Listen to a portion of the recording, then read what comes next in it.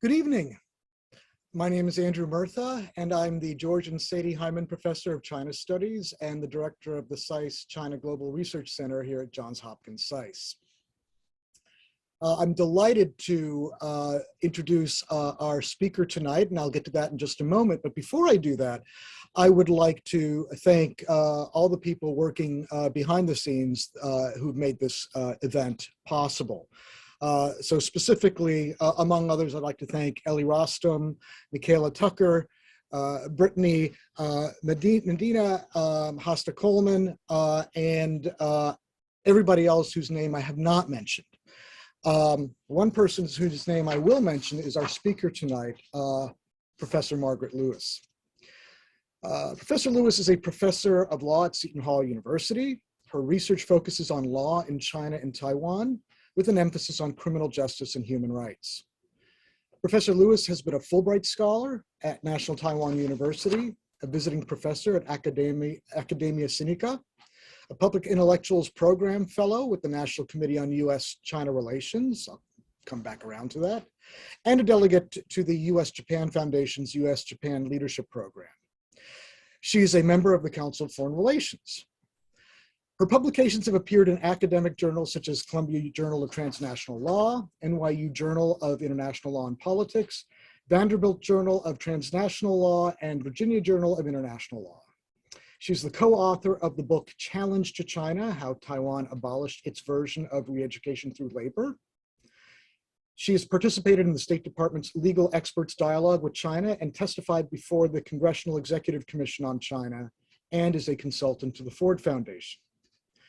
Before joining Seton Hall, Professor Lewis served as a senior research fellow at NYU School of Law's US Asia Law Institute, where she worked on criminal justice reforms in China.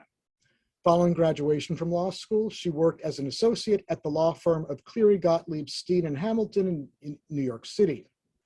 She then served as a law clerk for the Honorable Margaret McGowan of the US Court of Appeals for the Ninth Circuit in San Diego. After clerking, she returned to NYU School of Law and was awarded a Furman Fellowship. Professor Lewis received her JD magna cum laude from the NYU School of Law, where she was inducted into the Order of the Quife, is that right? And was a member of Law Review. She received her BA summa cum laude from Columbia University and studied, wait for it, at the Hopkins Nanjing Center for Chinese American Studies in Nanjing, China, which we all know and love well. On a more personal note, I've known Maggie for many years now. I don't think we ever would have had the opportunity to work as closely as we have, or even have met in the first place, were it not for the National Committee on US-China Relations Public Intellectuals Program. Maggie and I were in the second cohort from 2008 to 2010, and immediately hit it off and remain close friends ever since. Maggie not only shares my penchant for dumb and irreverent pop culture references, she has consistently impressed upon me and others what her extraordinary work at the intersection of law, politics, and China can do to simultaneously move scholarship, policy, and narratives in the public sphere substantively forward. And she's been a vital resource in real life, including helping me get a Chinese interlocutor's false murder conviction overturned some years back. She's as smart as they come. She's intellectually curious as she is tireless, and she is warm, generous, and funny as hell. There are few people I know whose sentences I can finish and who can finish mine. Maggie is one of those very few. I couldn't be happier hosting her tonight, and I now pass the microphone over to my colleague and dear friend, Professor Maggie Lewis. Well, thanks, Professor Mertha. Andy, it's a joy to be here. And that was an exceedingly gracious introduction. I think one thing, not just now in the field of China studies, which is particularly fraught, but overall, especially I do work with criminal justice, human rights, very serious topics, that sense of humor can pull us through. And I so appreciate the moments that we've had of intellectual rigor and humor I was actually thinking about all the things we cannot do now, like have the PIP, the Public Intellectual Program trips to China with the wonderful Jan Barris. But I do recall when we went to the Waijiaobu, the Ministry of Foreign Affairs, and we're in those awfully uncomfortable chairs that only let you sit in one way like this. And I think, Andy, you discovered that if you squished a certain direction, you could make little noises, which made for some really welcome humor. Was a difficult meeting. So I think, in the spirit of keeping this informal and really talking about where we are today, but how we got to this point in China studies. And then for people who are younger than myself and Professor Mertha, sort of advice that we might give you to carry into the future, because I understand that this is something that is geared towards to students as well as people who are currently in the field or just interested to know what's happening in our world. So I'm going to rewind to a quarter century to 1995 when I first went to China. But I first want to rewind even further than that, because again, my understanding, the genesis of this series of lectures was learning from the past of China studies as we grapple with this challenging, not just moment today, but what I think is going to be a number of years, how many we do not know, of difficult US-China relations, which will continue to impact our field. So if you go back to 1963 in Hong Kong, you had just amazing scholars there, Ezra Vogel, the legendary, the late, great, wonderful scholar we miss so much, Jerry Cohen, who will be soon turning 92. And they were in Hong Kong at the time and were fundamental in setting up the university, so I'm going to get this name right, University Service Center for China Studies, which only closed recently and was such a loss. But they couldn't get into China at the time, of course. And so they were desperately trying to find anyone who had come out of China to interview and to talk to them about their experiences, and then figure out how to set up a base as close as they could to China to continue their work and then find creative inroads. So it's all to say that I think for US-based scholars that the sort of modern China studies, we have creativity and flexibility in the bones of what we do, and we really need to draw on that creativity and flexibility today. And I'm going to keep my remarks to about a half hour and then have a conversation with Andy and then open it up for questions. So please do put into the Q&A any questions you have. I'm largely going to talk about my work on the China Initiative, or the now defunct China Initiative, Long Live the Strategy for Countering Nation-State Threats. That's the new name, and we're trying to figure out how different it is. But I will say I am in Taiwan. It's morning here. I've got the gorgeous orchid to prove that I'm in Taiwan.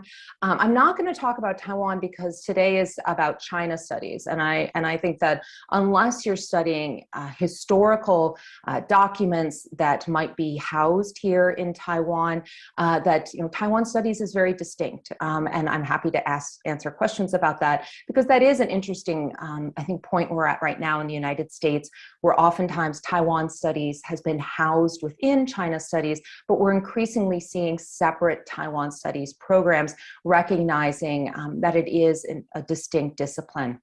I also do a lot of work with human rights, including international human rights, and the outward push of norms from China. I'm happy to talk about that too in the Q&A. And I'll say too that I'm a lawyer by training and by personality, much to my children's frustration, I think, but I'm not a PhD. And so I come at a lot of these issues as someone who spends a lot of time working with people in the social sciences, but I am in many ways someone who tackles issues from a legal perspective, not just in my scholarship, but in my advocacy and sort of how do we solve problems using various mechanisms, and the courts being one of those. And we're seeing that more and more in the United States. So with all that, so in 1995, I first went to China on the Duke Study in China program. And then I did go on after graduation to the Johns Hopkins Center, which I have wonderful memories of. It was a very different time, a very different building, not nearly as posh as the one that was built after I left.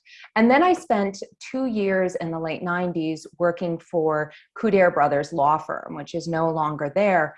But it was the first foreign law firm to receive a license in post-Mao China. And this was a fascinating time to be at a law firm because there was a lot of work on joint ventures, the foreign direct investment coming into China, very different time, as well as when China was in negotiations to join the WTO. And I'm bringing it back to Professor Mertha here, because in his book, The Politics of Piracy, it starts out with the vignette of how then US Trade Representative Charlene Barshevsky had shown up at an airport in the United States with, I think it was dozens of Beanie Babies. And if you don't know what they are, they're these little, I don't know, they're about yay big, various stuffed animals, everything from bears to dogs to turtles. And they were so popular in the 1990s and going on then the new eBay for ridiculous amounts of money. Thai Inc. was a client of Couder Brothers.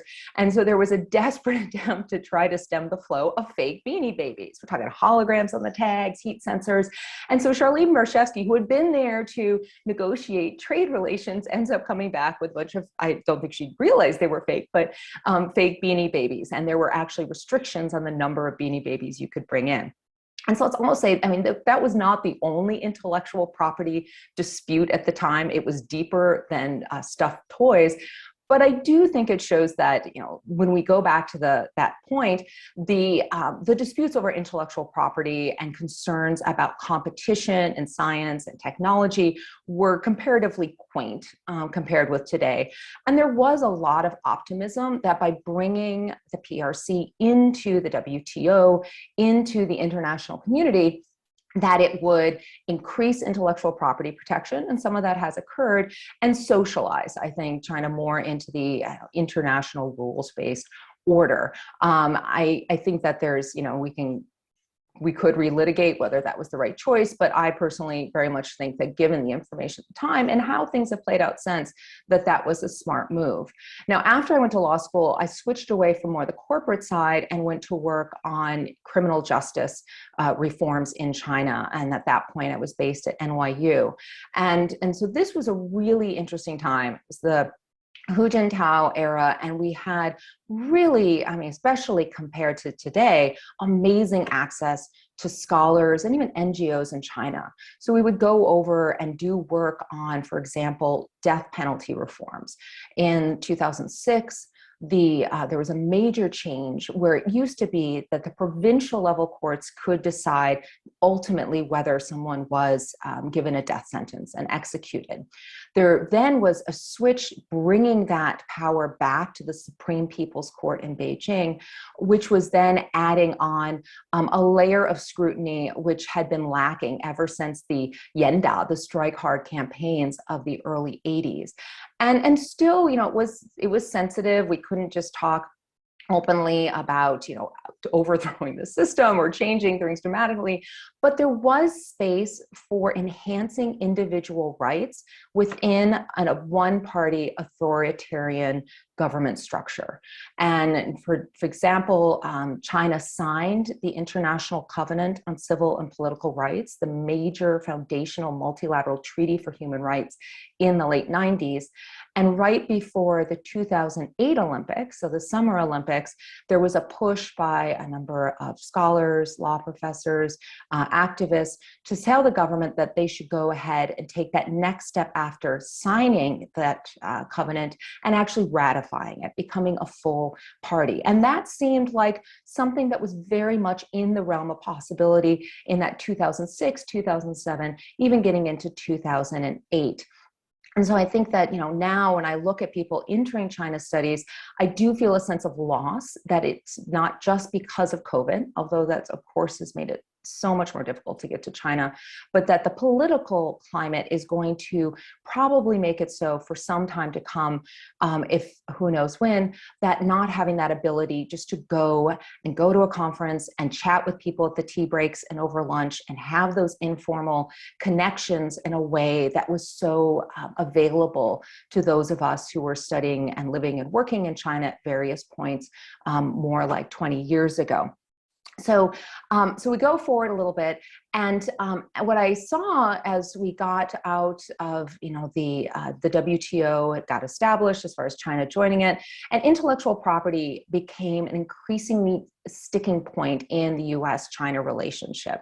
But there was sort of a carrots and sticks approach going on, where you've got the US on the one hand saying, we want to encourage China to be a responsible stakeholder and all the phrasing of that era. And then at the other hand going, but we realize that we've got serious issues with the intellectual property, whether it be trade secrets, patents, other protected property being somehow acquired by entities in China by means that the US alleged were illegal.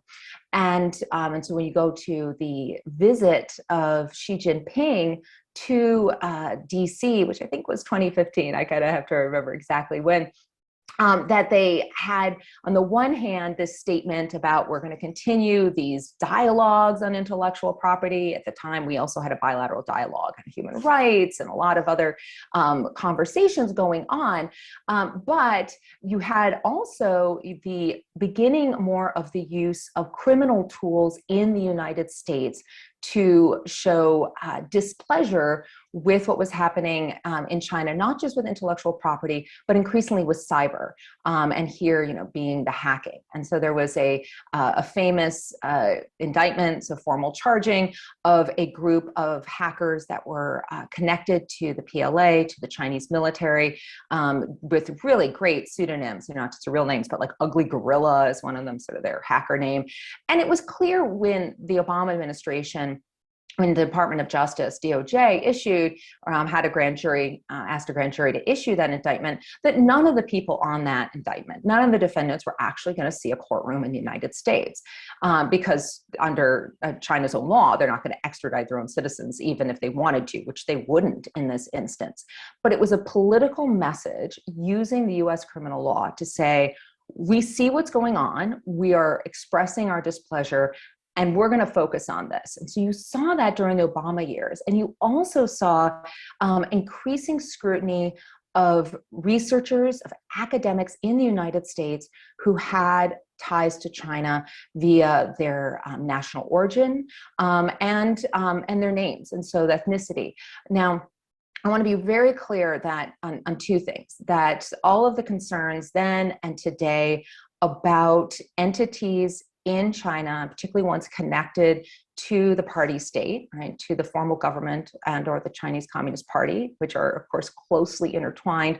There's a there there. There are real reasons to worry about how industrial policy in China to achieve this indigenous innovation, to achieve global prominence in science technology, that's incentivizing and at some point sometimes even directing people to engage in illegal behavior abroad. We've seen that, for example, with members of the Ministry of State Security who have been arrested in parts of the world for doing old school kind of here's some cash and go stick a thumb drive into your company's computer.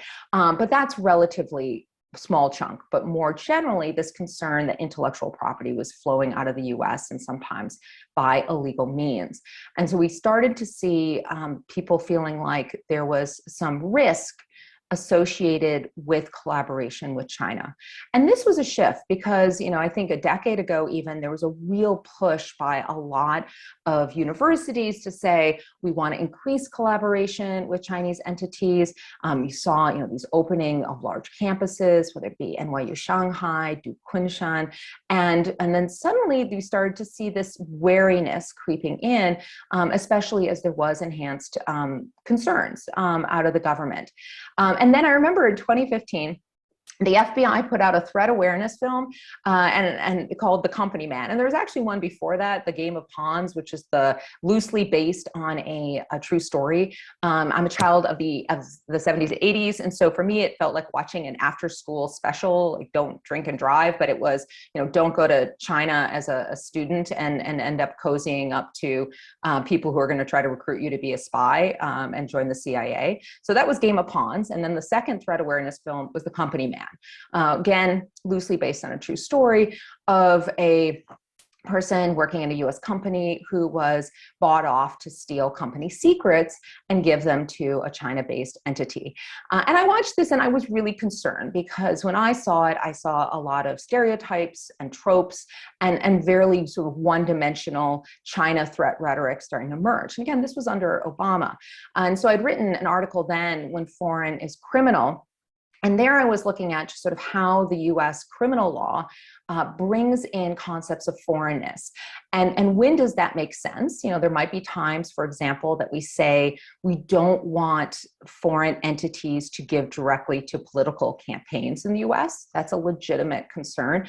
It's not too hard to create a US entity to then flow those campaign funds in. But there's times that we say, or traditional espionage, and I think of this as the John le Carré or James Bond kind of espionage, that we're concerned about foreign governments obtaining information, particularly that's classified. But that the more that we put into our own laws, that things that are foreign, that are other, are dangerous, that does have the potential to undermine deep-seated values of non-discrimination, fairness, and justice. And I am, a criminal law scholar. I teach US criminal law, US criminal procedure, and I increasingly saw in that Venn diagram overlapping between my work on China and my work on US criminal law. And so that brings us to 2018 and to the Trump administration. And on November 1st, 2018, then Attorney General Jeff Sessions, feels a long time ago, stood up and announced that there was going to be a new initiative, and it was going to be called the China Initiative. And I just, it's not unusual for the US government, the Department of Justice, which is the federal prosecutors, they enforce the criminal law as well as enforcing other laws, but this was rooted in the National Security Division and rooted in using criminal law. It's not unusual for them to say, we have certain priorities that we're going to put more resources behind. But it was unprecedented to name an initiative after a country. And you've had initiatives to target certain kinds of narcotics, or human trafficking. But this was really a change to say, we are concerned about China threats, the threat from China, and also described as Chinese threats, and we're going to put a lot more resources behind this. And at the same time, you've got this simultaneous messaging out of the FBI. So the Federal Bureau of Investigation is the investigatory arm largely that feeds into then the prosecutions that are led by the Department of Justice. They are connected, but the FBI also has a very separate personality and is connected to counterintelligence.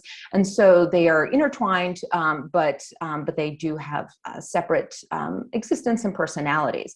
But FBI Director Christopher Wray, who was under Obama, and under Trump, and is carried over to Biden, got very vocal about how the number of investigations connected to China had increased, various numbers, like opening an investigation with a nexus to China every 10 hours, every 12 hours.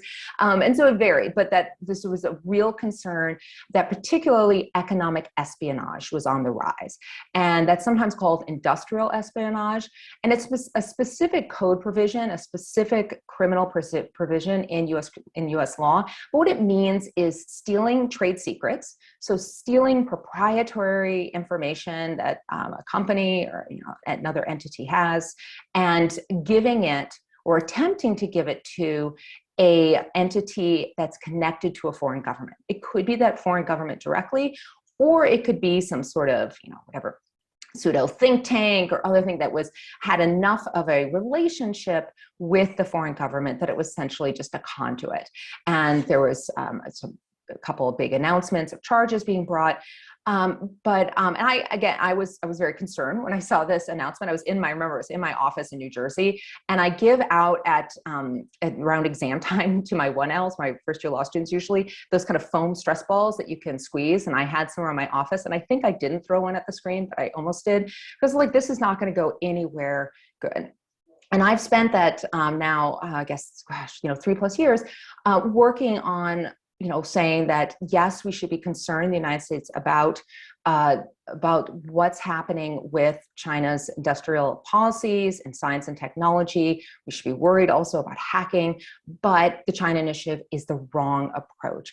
And in particular, because of the way that it stigmatizes and brings enhanced scrutiny to people who have connections to China, whether that be, again, by birth, by where their ancestors came from. And we saw over the course of the China Initiative that a vastly disproportionate number of people who were investigated and prosecuted were ethnically Chinese. And again, I need to be clear on too, that a disproportionate effect alone does not prove purposeful discrimination. If you are concerned about thefts tied to the Chinese government, then it makes sense that people who speak Chinese, were sent over there by their universities to do work there, would have a higher percentage. You're not going to see like, where's the defendants that came from Iceland in this, right? But at the same time, the high percentage, like, MIT Tech Review did great work on this. We're talking 90% ethnically Chinese, combined with the rhetoric of a China threat, Chinese threat. And in fact, like flat out, we saw when Professor Gong Chen of MIT, who has since been totally cleared, when he had his charges announced, the then US attorney flat out said, this is not about money, it's about loyalty to China. Questioning the loyalty of people who are US citizens, and just because they had historical connections to China. And I give you tons of other examples, but a lot of emphasis on the communists and the Chinese Communist Party. And so together with a really just phenomenal group of advocacy groups, Asian Americans Advancing Justice, ACLU, Brennan Center, a number of AAPI, Asian American Pacific Islander advocacy groups, got together and worked really hard with the media, with communications with the government itself, to not just look at what the China Initiative was doing to deter the kinds of bad criminal behavior, but create this more broad-based sledgehammer chilling effect on collaboration and on people who felt that they were under real scrutiny, and not just perception, but being interviewed by the FBI, which no matter how nice and kind and gentle they try to be, it is extremely intimidating to be interviewed by law enforcement. And so we worked on that for years and really started getting some great momentum. There's some more articles coming out in some major publications over the next few weeks. And ultimately, we were successful, and I'm going to qualify with what that means in a minute, that on February 23rd, Matt Olson, who's the Assistant Attorney General for the National Security Division, the part of DOJ that's driving the bus here, that they said that they determined after review that the China Initiative was not the right approach. And that they recognized that it had created the perception that certain people were receiving enhanced attention. There was not an apology or any recognition that any kind of bias played in here. And by that, not just sort of explicit bias, we're concerned about Chinese people, but also no recognition of the role of implicit or unconscious bias, which is one of the big concerns. Because we know how our brains work, that a lot of decisions are made not by the front part that we're really thinking about, but like hidden in there. And there's tons of work on this in criminal justice about how prosecutors, about how judges, about how anyone who is a human being makes decisions based on information that they might not fully recognize is influencing them. And so one of the concerns, if you keep telling people this is a China initiative, we're concerned about Chinese threats, it's going to direct their attention towards people who have certain characteristics. There's tons of work about how unconscious bias works. And I'll say to date, I have not seen any recognition by the Department of Justice that they're really tackling that. And tackling that does not mean a couple hours of anti-bias training or bias mitigation training. There's also great work out there about how, in fact, sort of mandatory trainings can backfire. This is about long-term work and thinking about how to slow down decision-making, about how to get fresh eyes on these decisions to try to counteract some of that bias. So the China initiative has ended, and that is great. However, it was replaced with what is being called the Strategy for Countering Nation-State Threats. And right now the attention is, what does that mean? There was also statements as part of this announcement that there was going to be an effort to dial back using criminal sanctions against researchers who commit disclosure violations. So we're talking filling out a form for your grant from the Department of Defense, National Institutes of Health, NSF, and you fail to disclose an affiliation. Those have increasingly been the focus of the US government alongside the economic espionage. And there's a real debate about to what extent that should be criminalized as opposed to being dealt with as an administrative infraction with much less severe consequences. Because wire fraud, false statements, these kinds of criminal charges can land people in jail for years or prison for years, and they can also, and they technically on the books can go up to decades, so it generally would not land that severely. So to say today, I think there's a lot of efforts to figure out sort of how do we keep the pressure on the government to make sure the name change is not purely cosmetic. So what's sort of pulling back, I'll go for a few more minutes here. What does that mean for those of people studying China studies? I think first that what I am increasingly seeing, and other people have spoken about this, it's just listening to the Sinica podcast with Evan Feigenbaum and Kaiser, and Evan was talking about the securitization of the US-China relationship. This is something a number of us are concerned about. And when we say the securitization of the US-China relationship, it's the increasing tendency to view US-China relations through a security lens. That the National Security Division is taking the lead here at the Department of Justice. And DOJ doesn't have a deep bench of China expertise. They do have some people that have very good China expertise, but they also have a lot of people working on these issues who I find, can't even pronounce pinyin correctly when they have a name of someone who is, it's a Chinese name. And I think it's a basic sign of respect. If you're gonna charge someone with the crimes that could land them in prison for years, that you should at least be able to pronounce their name correctly. So there's a need to bring in more China expertise into these different parts of the government that are increasingly interfacing with issues involving China. I think there's an over-securitization of the relationship, that there's been too much of a push that direction, and that there needs to be more thinking about how we can maintain some ties even with these enhanced security concerns. And so, for example, I've done, communicated a lot with people at CSET, the Center for Security and Emerging Technologies at Georgetown. They're fantastic. They're really data driven.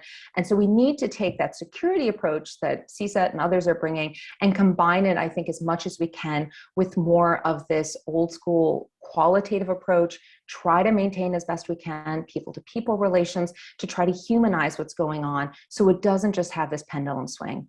And I'll say that, as we watch just the horrific invasion of Ukraine unfold, I wake up and I turn on CNN, like so many of them, I'm sure you do too, and I'm just gutted.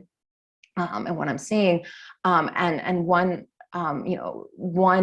real concern, in addition to, of course, the intense human suffering that's occurring in Ukraine and the refugees fleeing, is that there will be, I think, ripple effects for US-China relations. It's too early to say exactly how they will play out, but the more that it looks like you're getting whatever you want to, people with the arc of autocracies or the new axis of authoritarianism of Russia and China working together, that I do worry that's going to further fuel anti-China rhetoric in a sort of one-dimensional way and make it even harder for people who say, yes, we need to be concerned, but we also need to find ways to be constructive in our field to do our work. So that's something I'm very concerned about. I think it's great to see initiatives like CSIS has their new Interpreting China.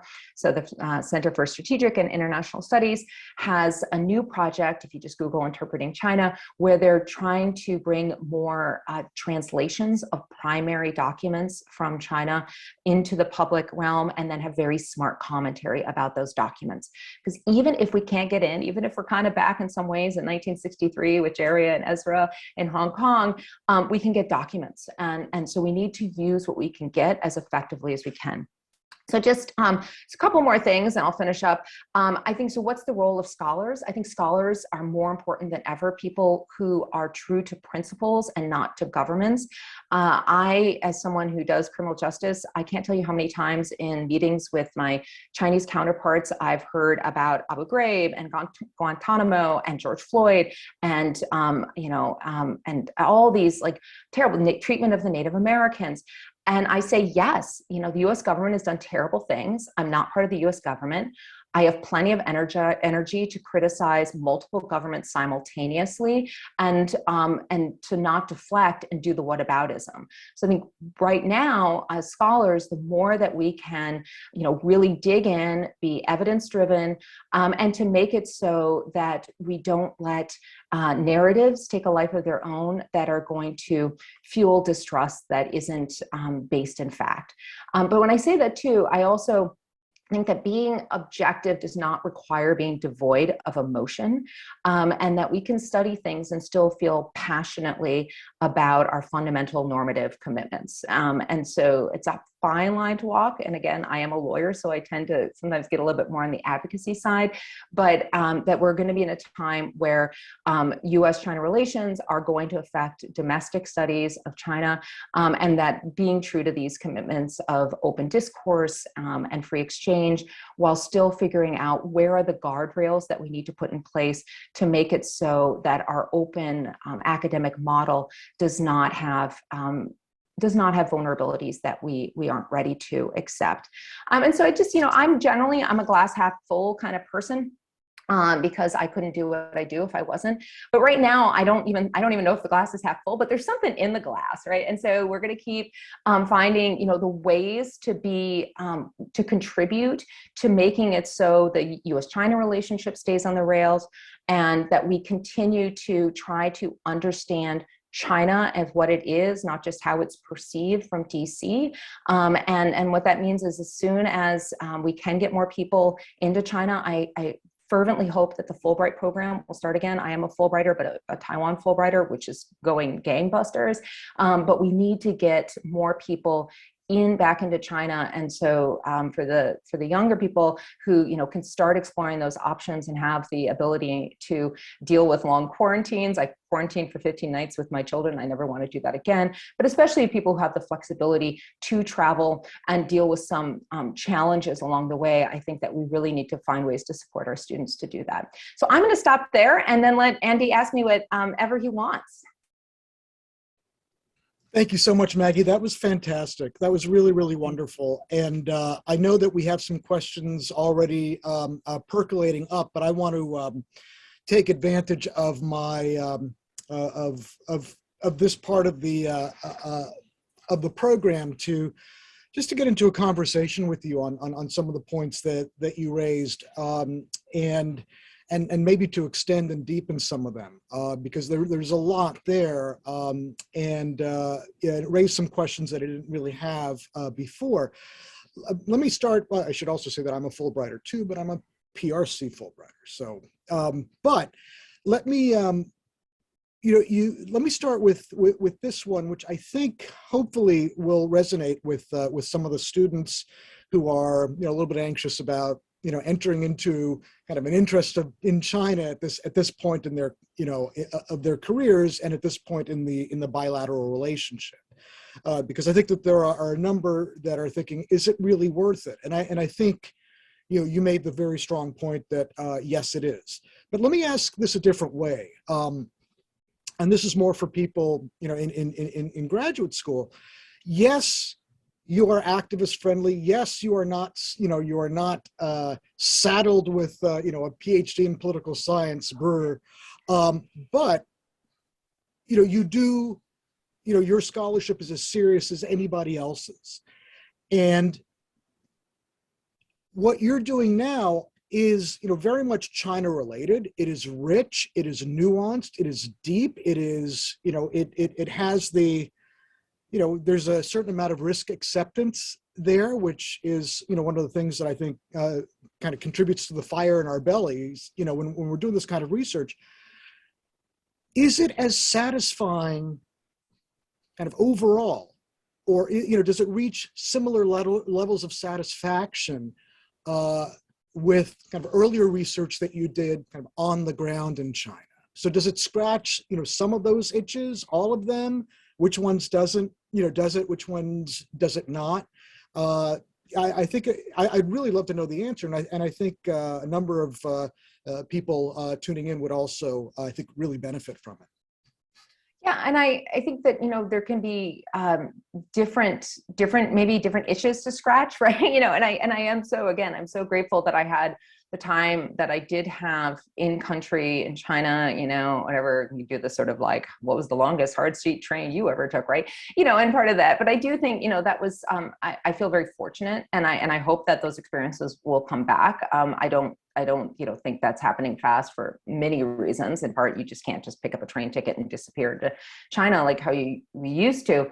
But I think that, if you're looking for purpose and feeling that you are part of a field that is contributing to some greater good, it's hard to find. Of course, medical, yes, we need teachers, we need doctors, but in the sort of scholarly realm, I think it's hard to come up with an area other than China that's going to be more important, certainly in what time horizon I see ahead, because PRC is continuing to grow in strength, militarily, economically.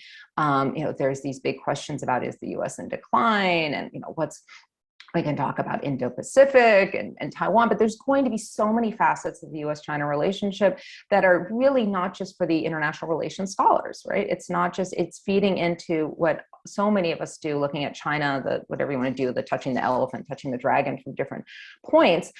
So for me, I feel very fulfilled because this is something I believe in. And then two, again, one of the things that's been so fascinating is I didn't set out, when I first came to Taiwan, for example, in 2000, and I guess it was early 2006, it was not because it was like, I think US, Taiwan, and PRC relations, cross-strait issues are going to become really in the forefront and actually hitting front page news in 15 years. No, it was because my wonderful mentor, Jerry Cohen, said, let's go look at the changes as Taiwan is leaving martial law behind, but still has these vestiges of pretty, arbitrarily detention-ish mechanisms for liumang, as they're called, sort of hooligans, which is similar at that point to re-education through labor that was still used in China.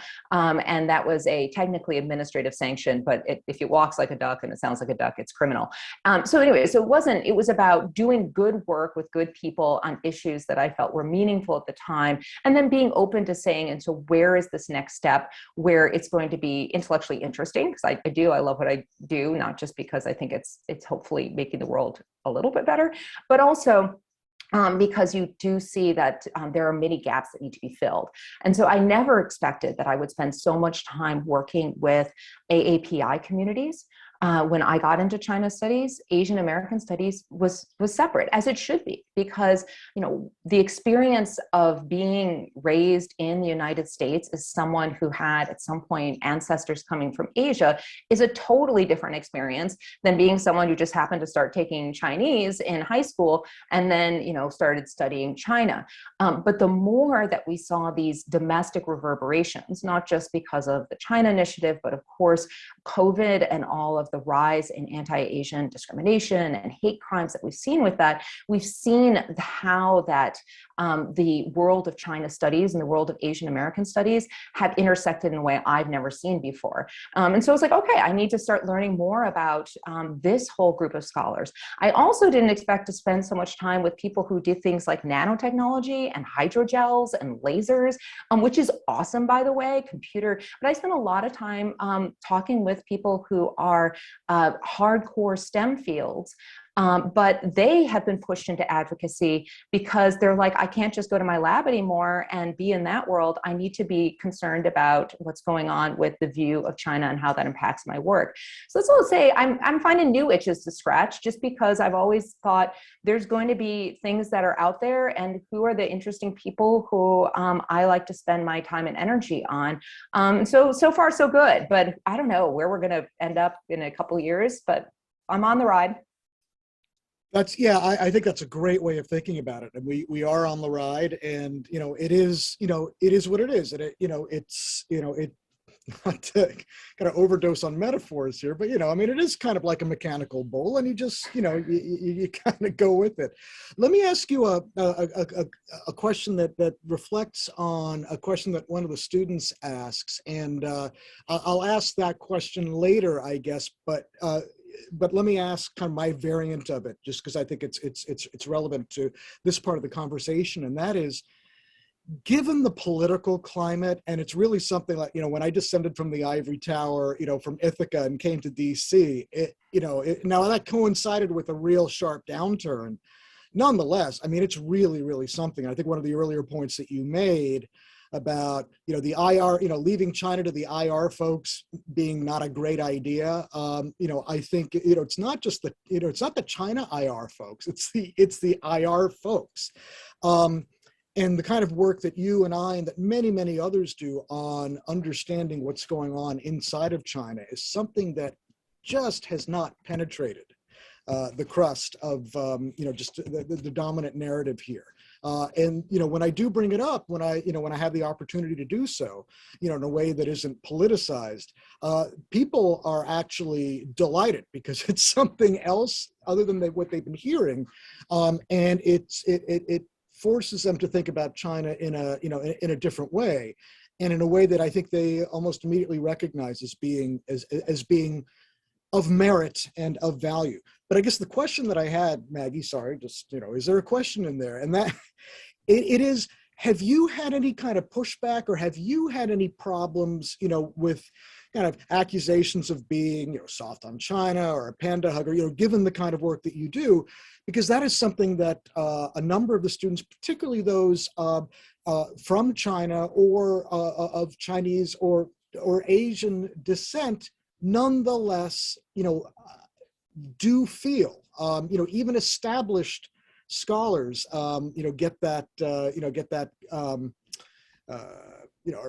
basically have been accused, of kind of being an agent for, or, a sleeper cell, or this or that. But someone like you, have you had that kind of problem, just given the position, the position that you take, not as an activist, but as a scholar looking at kind of uncomfortable questions, and what have you done? What have you done to kind of push back? Sorry, it was a very long-winded way of asking the question, but. No, it's great. And first of all, I like to say, I so appreciate the IR folks, because especially the ones that are China centric, because they've got a hell of a job right now to try to explain, not just to their colleagues who don't know as much about China, some of which are humble, have humility about not knowing about China, some who don't, but also to the public. Like, I love like Sheena Greitens. I just think like, she's doing woman's work to reach out and explain difficult concepts to all sorts of audiences with her expertise. And I think any of those voices we need to amplify. And so that, and also like the military folks, with China, I end up being more of a specialist in human rights and criminal justice. With Taiwan, I'm a generalist, just because there's not a deep bench of people with a lot of Taiwan expertise, especially in sort of my age cohort, because just the way that the language learning shifted to China, it meant that there was a span where there weren't that many people spending time in Taiwan. So, I'm like asymmetric asymmetric warfare overall defense concept. And so I'm very grateful, people like Peter Dutton and Naval War College and others who will, kind of take a step back and explain things to me so I understand like what kind of porcupine Taiwan needs to be. So it's really going to be painful to eat it, right?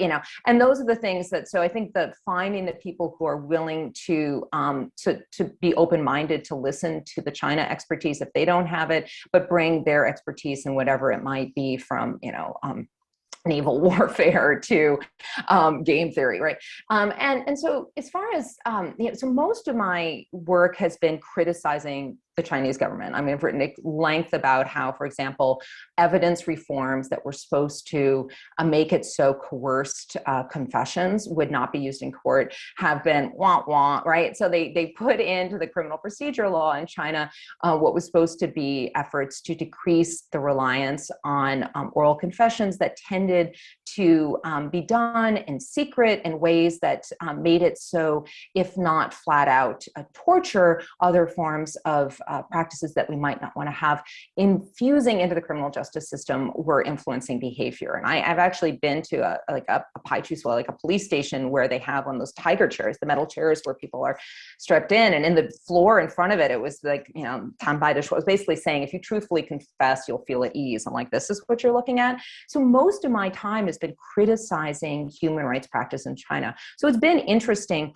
to see sometimes that people then will say, I'm soft on China, which they obviously just haven't read my other work.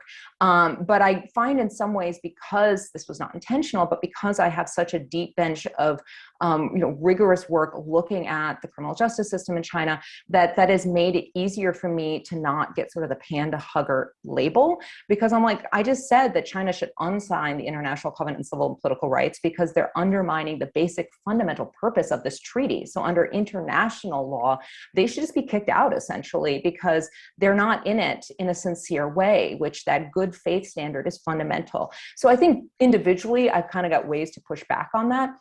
But I do see that, and I particularly do see that amongst people who don't look like me, right? That actually have ties to China. And this is important too with careers, because there's been a lot of talk, and that's based in, it's hard for security clearances. It's so opaque that it's hard to get a lot of information. But talk to someone who is Asian American in the State Department and DOD and places, and unfortunately, you're probably going to run into stories, and this has been reported, where because of their ties to China, it's made some of their career choices limited, or it's had them face some enhanced scrutiny.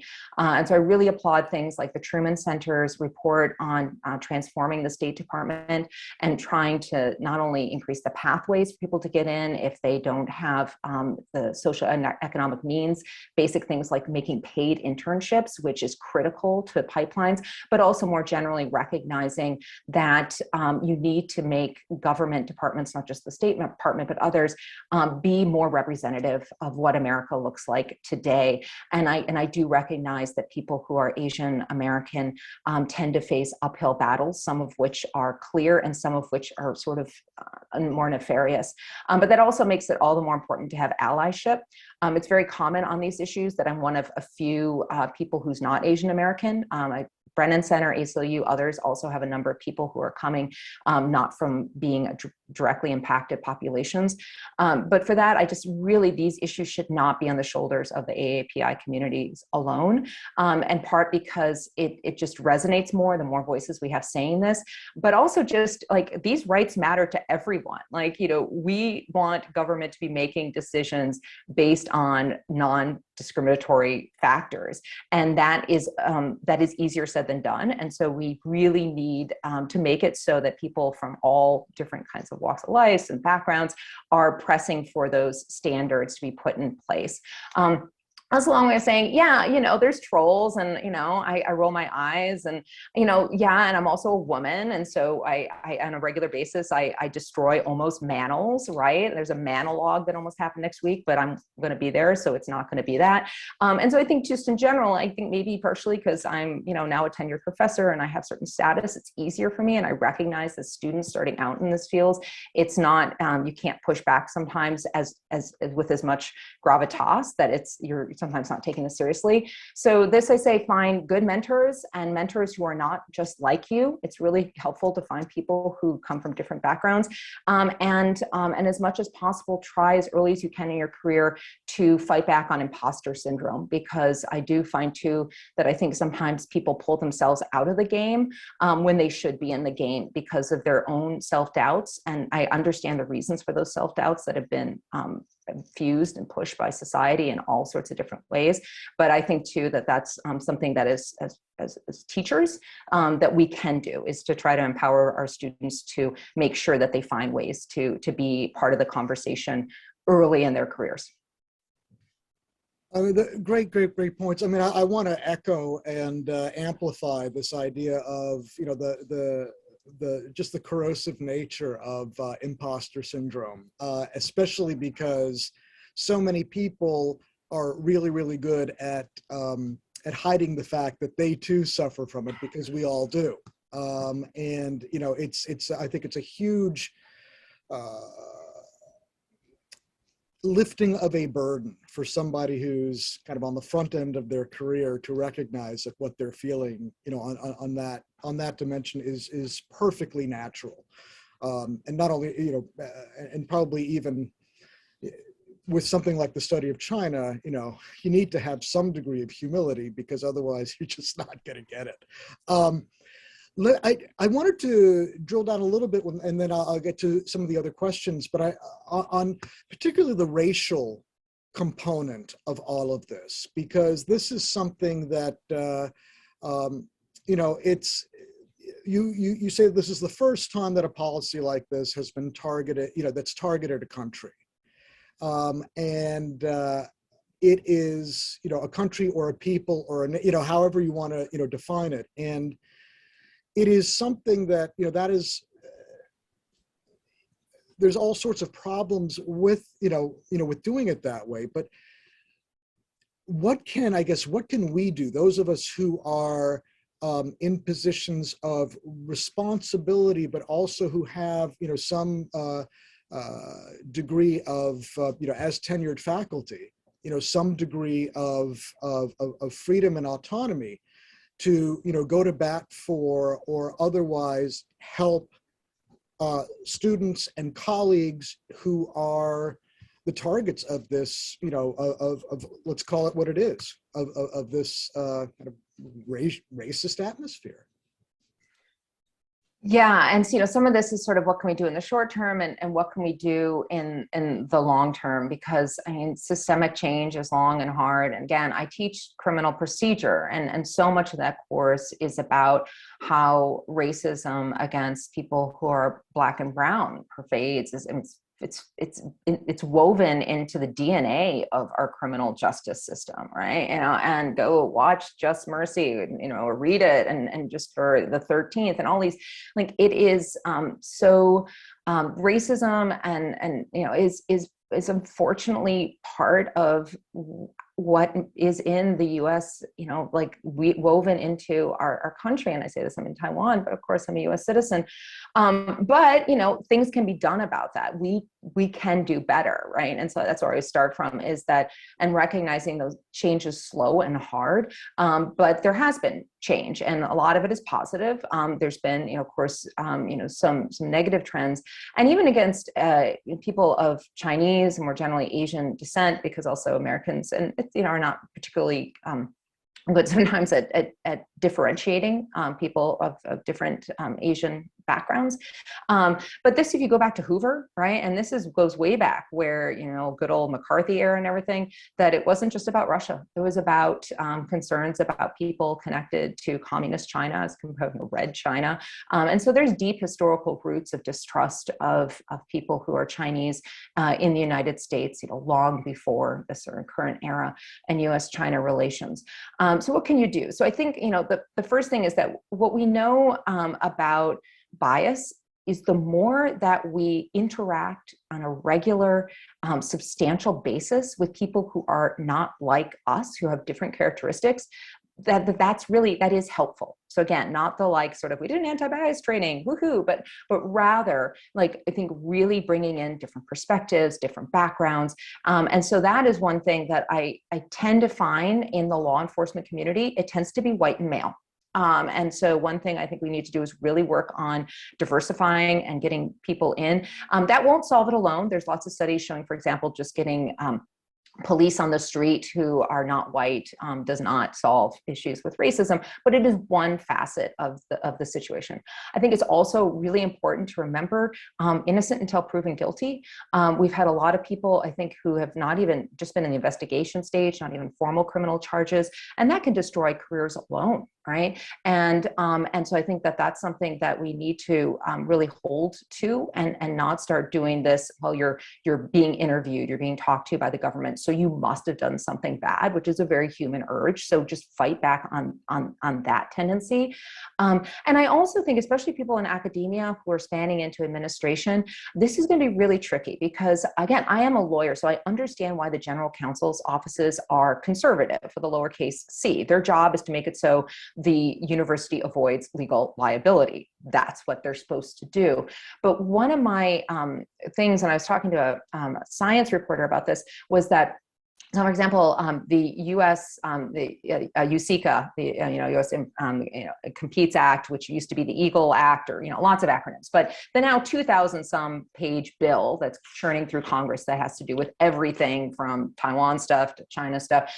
One aspect that I think at some point is going to pass is saying that if you are connected to a foreign talent plan, so if you are connected to not just China, but other countries where a foreign government is paying money for you to spend some amount of time and energy working on projects that are favorable to them, you cannot also receive federal government money.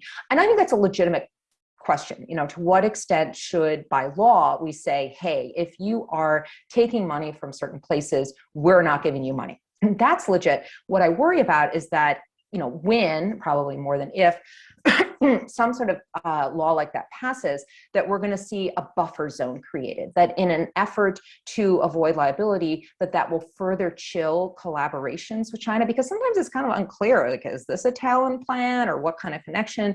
So I think for those of us who are tenured and have some power to push back, to try to, as much as we can, get our universities to understand the value of maintaining connections and ties to China, of having people to people, of having student exchanges, and figuring out how to do that in a way that provides enough comfort legally to the university, but doesn't let a creep happen of the easiest way is just to not collaborate. And so I think that's also something that those of us who have a little bit more years behind us in status can really work to advocate for our students to then have the ability to engage with China with some comfort, never complete security, but comfort that they are in a zone that has been approved as not raising red flags, whether it be based not just on talent plans, but also on getting on the non-verified list or entity list for commerce, as far as which entities in China are seen as a national security concern. Yeah. All good advice, and I guess I take it for granted that I'm at an institution that has a long history of collaboration, and but I think I'm one of the lucky ones. So anyway, we've got a bunch of really good questions. So let me shift focus and just get to as many of them as I can. So one question is, get this, and this one gets back to the China initiative. More specifically, the Biden administration's decision to do away with the China initiative as a standalone division is a good first step to address the anti-Asian discrimination, hate crimes, and targeting of recent years. However, this seems to be just a change in approach, not necessarily in the actions of the DOJ, FBI, and other national security entities. Can you comment on how you see the metamorphosis, even though it seems, we're at the very early stages of the China initiative under the Biden administration? Is there a better approach to take that will address the reach industrial espionage concerns without targeting Asians and Asian Americans? Yeah, and so first, I don't think we even would have gotten this somewhat limited change, but for intense sustained public attention and advocacy by a number of different fronts, and we've seen like letters from faculties, hundreds of people signing on, writing to not just DOJ, but to the Biden and to others, saying, we need to switch here. So I think that the China initiative would have just kept pedaling that bicycle, but for. So the government at least has shown that it can be somewhat responsive to outside pressure. So I'm going to take that as a positive sign. So where do we go next? And so one thing too is that the Department of Justice, alongside the more holistic, how are we going to frame our approach review, also had done reviews of individual cases, right? And this is where we saw the dropping of the case against Gang Chen. And I highly recommend, there's interviews with him out there. He's written an op-ed that, and there, not only did you have, when he was charged, these sort of questioning of his loyalty, the initial charges were sloppy. I mean, they really were ascribing to him individually millions of dollars that was actually going to MIT. I mean, this was just not the A game that we expect of federal prosecutors. And one reason I'm so hard on the DOJ is I expect a lot of them, because there's excellent, smart people, lawyers working there. And I know how good they can be, but also dropping of charges. Qing Huang, he was at the Cleveland Clinic. Similarly, this idea that initial charges were brought based on false statements, and then they just didn't materialize as the investigation went on. We also saw the acquittal of An Minghu in Tennessee that was actually done by the judge, which we do not see judges do that very often, just showing how the federal government failed to even bring the minimal evidentiary requirements. So there's, so there's been a lot. So there's still, though, cases in the pipeline. That's all to say. The name has changed, but we're looking next, just in a couple weeks. So I think it's March 21st. Eyes will be turning to Kansas, because the next trial of a academic charged under the China initiative is Franklin Tao. Very similar charges, sort of false statements and wire fraud for allegedly not having disclosed connections to China. And so I'm really interested to see what plays out in that courtroom, how the government presents the case. They've been very restricted in the amount of expert testimony they can use describing talent plans in China more generally. And the judge, federal judge, who was a Republican appointee, made clear in the order limiting that expert testimony concerns about how it could fuel a negative depiction of China, which could then create issues of fairness for the case. So that's what I'll say. This isn't like, woo, we're all done here, right? There's cases coming through. We need to see how those individual cases are handled, if more might be adjusted or dropped.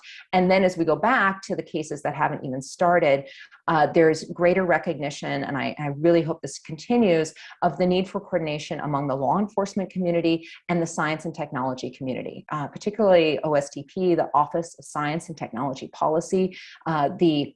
We right now have an interim people running that, and I look forward to seeing how the permanent positions are put in after Lander's departure.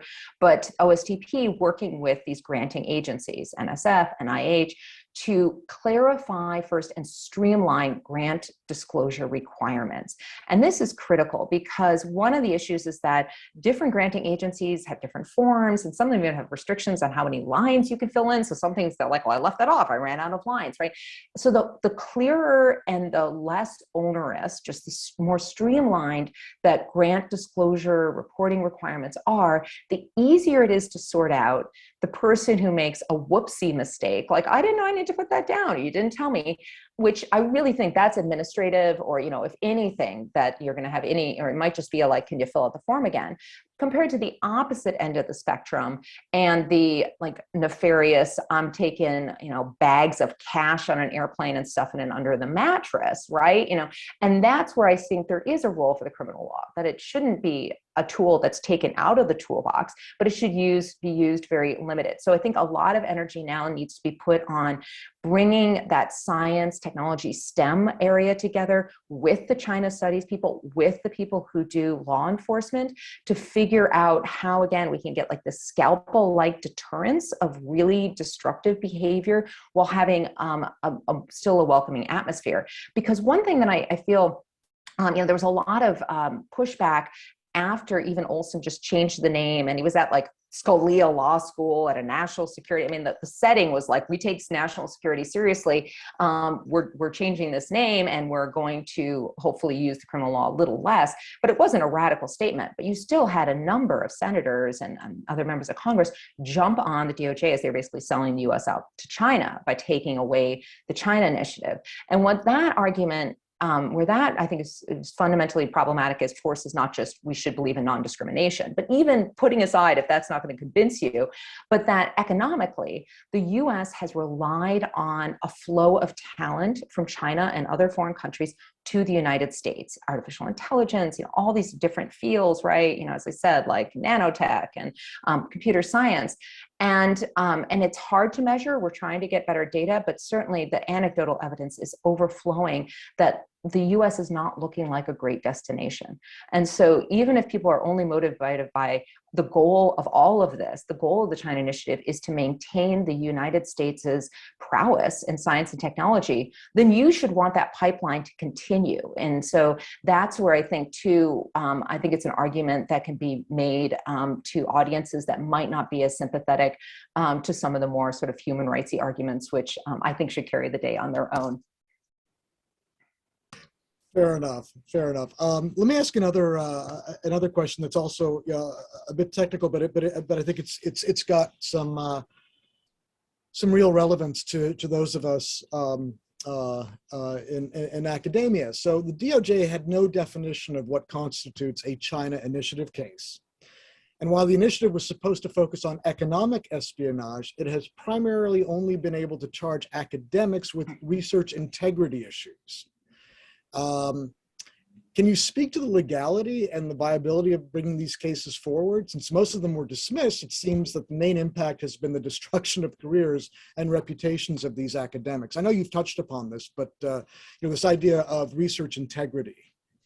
Yeah, no, I'm happy to. I'll go as detail-oriented inside baseball as anybody wants on this. But so now, when the China Initiative was announced, I say that economic espionage was the marquee crime. It was up there in neon lights.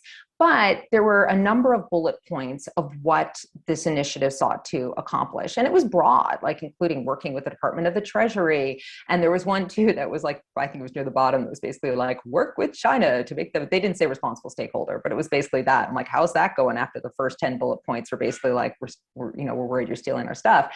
And that hasn't, the collaboration aspect has not gone far. But the second bullet point was about sort of these non-traditional collectors. And so this is the term used to mean, again, not your old school spies that would be in a Hollywood movie, but the students, the researchers who are taking information and intellectual property and giving away. And so the pushback I get when from people in the government or people who are just more if not full-on proponents, but more understanding of the China Initiative, is that sort of second bullet point was reaching more this research integrity. And so that was always kind of part of the China Initiative. And the reality is that, initiative is just it's a policy priority. It doesn't change the law. The laws that have been used through the China Initiative have been on the books for years. Economic espionage was made a crime in the mid-1990s, wire fraud, false statements. These are the bread and butter crimes of just tons of federal prosecution. So nothing in the laws have changed. They could. I do worry that Congress might create new criminal laws, but the prosecutors have plenty of laws and think about their toolbox to use here. So that's always been there, but we did see an increasing emphasis on the research integrity cases. And that's where it's like, is this really even something that should be using the criminal law? And even intellectual property. There's a big debate among IP scholars, first about how much money really can be ascribed to sort of China stealing it. And again, this China turns into this anthropomorphic form that reaches out and takes corn seeds and Tappy the robot's arm. And Mark Cohen at Berkeley has done great work on this about like the $600 billion echo chamber. Like these numbers take on a life of their own. So I think it's important to interrogate even how big of a threat there is, because we should get that as clear as we can. It's not perfect.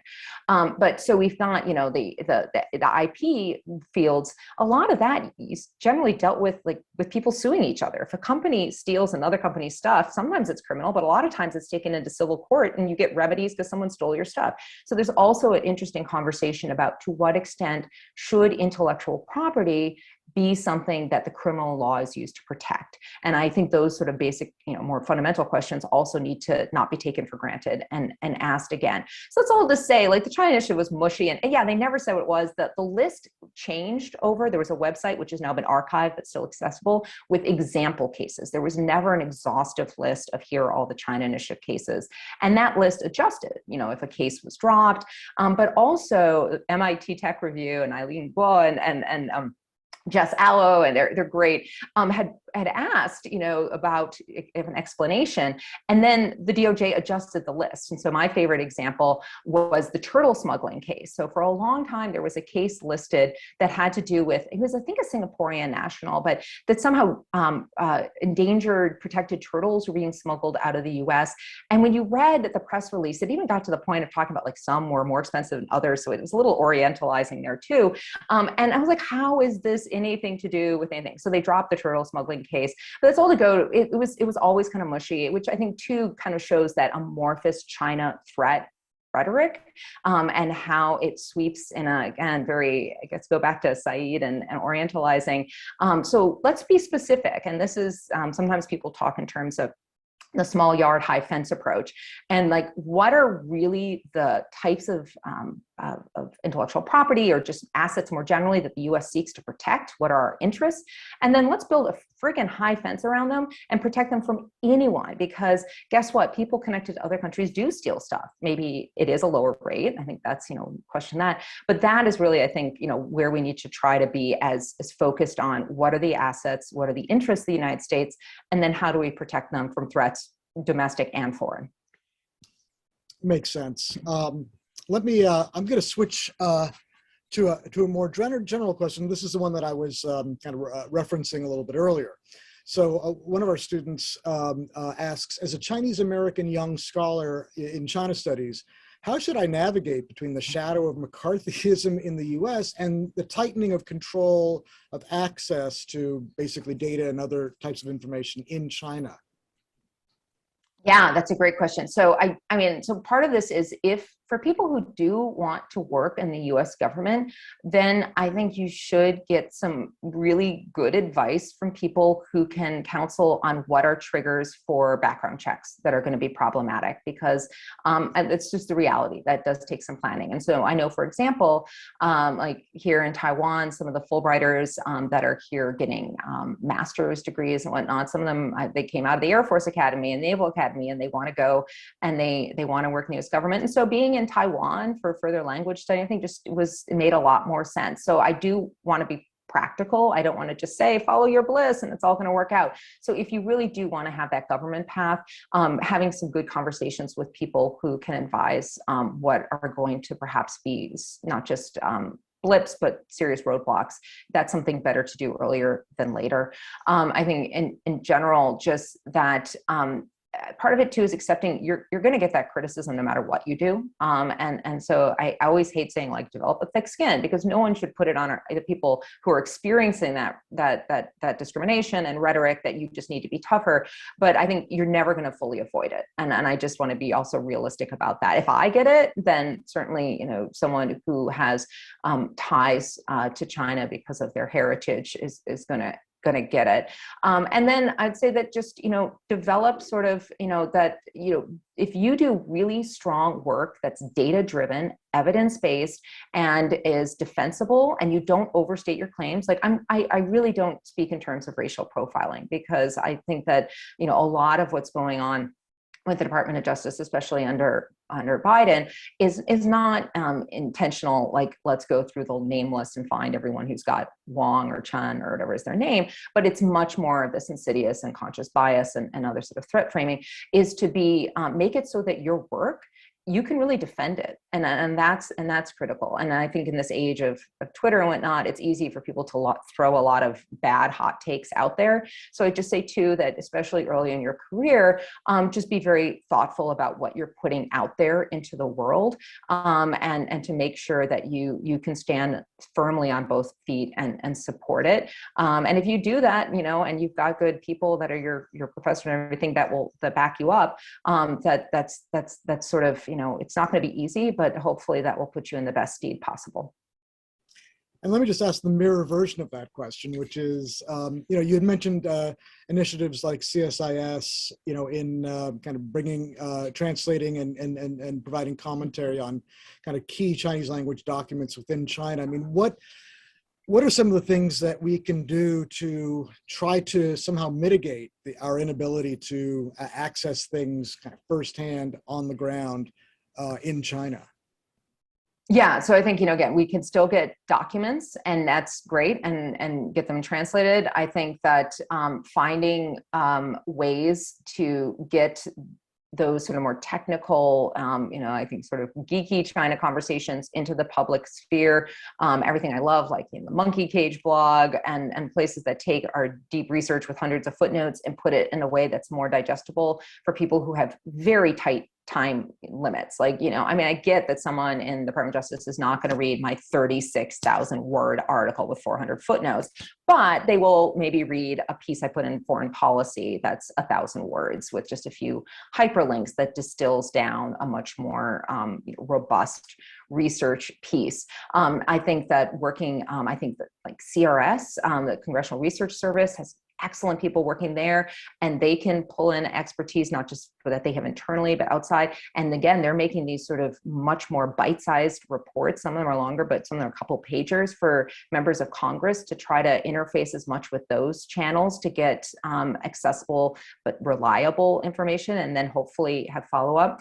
But I also want to, again, we're tenured. We have in some ways, sort of the luxury. I don't think it should be a luxury to spend more time on this. And so for people who want to have academic careers, I get that they need to focus on checking the more traditional boxes for tenure. But I hope that those of us who have gone through that process can also work in academia to emphasize the value of doing work in addition to the more traditional get your article into X journal. And of course that does need to happen, but this public facing work I do think has real value, not just to the world and policy, but I find that when I have to take my my arguments and distill them and present them in a condensed way, it forces me to be clearer in what I'm arguing, and it actually has academic value in its own right. So I think that is something too that can be done, is just to say, going, and you've done this too, testifying in front of Congress or to committees, and then you have a written record of that. That's something else that can feed in to, I think, the policy discourse in a productive way. So what are those kind of channels? How can we encourage them more and value them more? That's a really great last point. I mean, I'm working on my book prospectus, for my the manuscript that I'm working on, and I think I make the argument better in the prospectus than I do in the actual manuscript, for precisely that reason.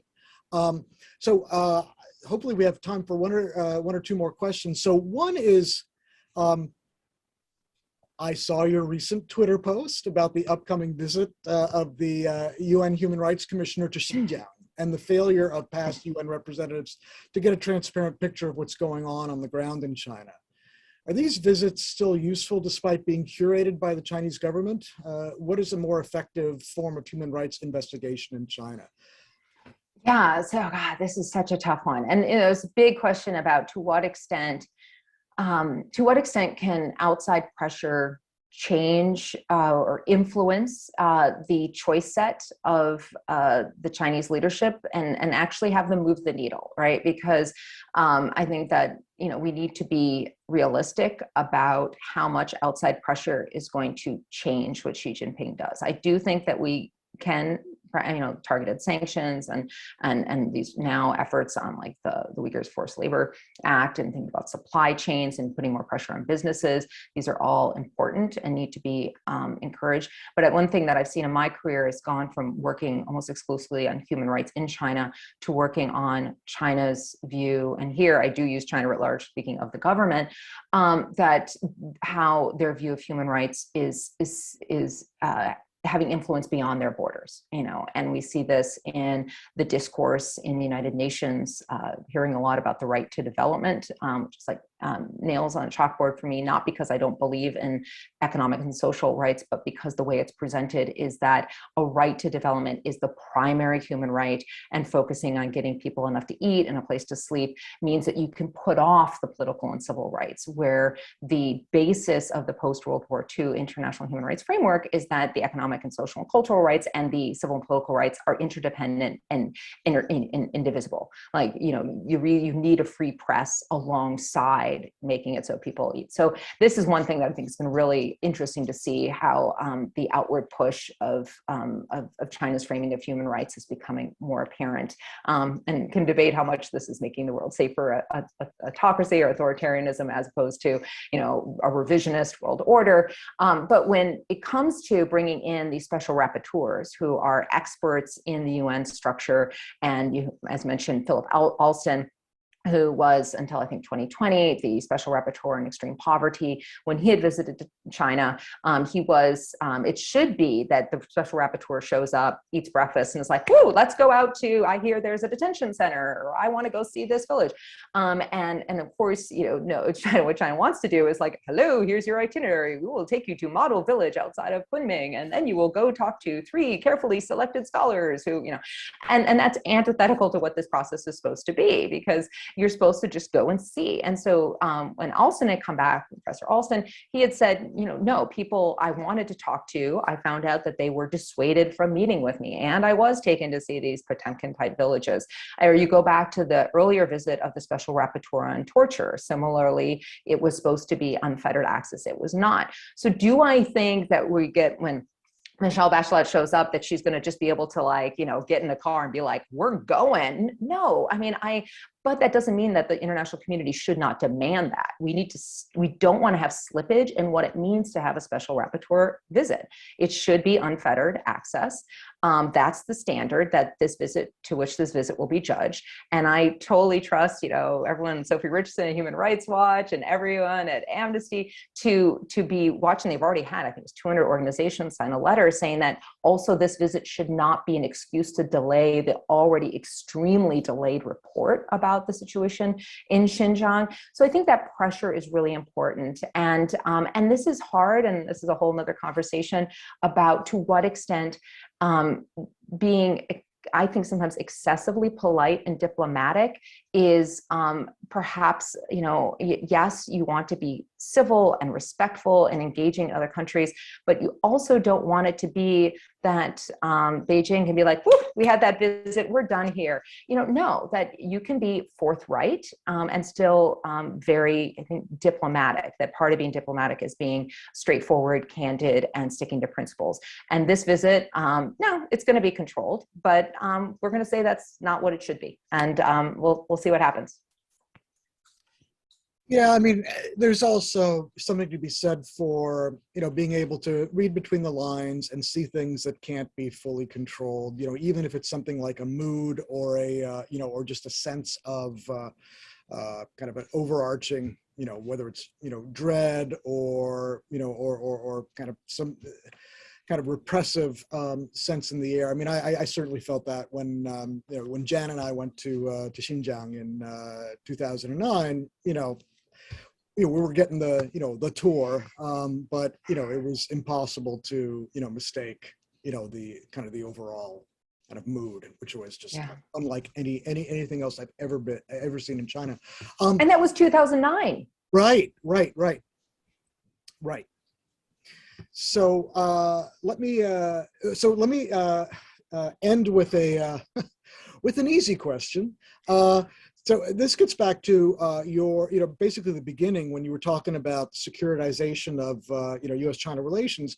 And the question is, well, basically, what about the flip side? What about the PRC attitude towards the U.S., given your points about the shift towards security concerns with China in the U.S.? Yeah, and I said, there are so many reasons to be concerned. As I said, the industrial policies that are flat out saying we want to get the best and brightest to make it so that we have indigenous innovation and that we are a leader, and some of the techniques and the strategies that are being used. And I, of course, think about things like semiconductors, which being here in Taiwan is a huge issue because TSMC is critically important, not just to Taiwan's economy, but of course to the world and to the United States. And SMIC, SMIC, the Chinese sort of want to be equivalent to TSMC, but it's so far behind. They have big chunky chips compared to what TSMC's little, teeny ones. But yeah, like these are all reasons to be really concerned about how that's happening. It's the most repressive atmosphere I've certainly seen in China in my career. I just been working on a retrospective of the Ford Foundation's law program in China, along with Fu Hualing of the Hong Kong U law faculty is the dean, and that journey of seeing from the 70s, through to the late teens, you just see that there was, so much more, not just there wasn't the same economic competition or of course or military concerns with China, but just more generally that there was the ability to have so much more interaction that's meaningful. And a lot of that reason that's been cut off is China, right? The US, I think the rhetoric is feeding that, and it's both are involved. But yeah, I mean, in many ways, COVID is given Xi Jinping a reason just to exacerbate, accelerate, be a catalyst for trends that were already there of making it so much harder to get visas, to spend time there. So no, I'm not letting Xi Jinping and et al. Off the hook here. They've got lots of agency. They're making decisions. And again, I'm in Taiwan. I'm fully aware that the existential threat that Taiwan exists under every day, that their way of life here, which is democratic and free and open, could be demolished. And Ukraine has made that all the more clear. So yes, we need to criticize China, but criticize what the PRC party state is doing for what it's doing, not because of this sort of like big bad China sort of lazy, mushy rhetoric. And that's again where I think the scholars can play such an important role in saying this is what's scary. So put in a plug in for another pip, Meg Rithmere up at HS at Harvard Business School, and she does I think really good work and tried to sort out like you've got businesses in the state, and there's lots of course connections between the state and business in China, but it's not just one monolithic block. And so getting in there and disentangling, and I think that kind of work is all the more important to demystify and to make clear, yes, this is where we should be really concerned, and this not so much. And that is a huge contribution. I couldn't agree more. I mean, that's pretty much what keeps me employed. So Maggie, thank you so much. It's just such a treat to be able to have an hour and a half of your time. And a lot of people, I think, have learned a ton. I certainly have. And I can't wait till we cross paths again. Hopefully that'll be here in months rather than in years. Yeah, and any time. And thanks so much for doing this series. I think that this sort of reflection and how we can look back so we can look forward is so critically important. So I look forward to continuing this conversation. Fantastic. Be well, Maggie. Love to the family.